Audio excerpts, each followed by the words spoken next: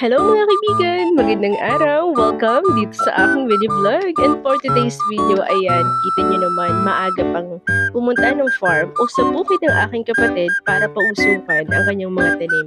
Hindi lang doon sa amin sa bahay or sa bayan meron tanim. Dito sa bukid meron din yung tanim. O diba? Napakasipag talaga. Ikaw na! Pwede na mag-asawa! Uy, joke lang yan ah. Baka naman seryosohin mo.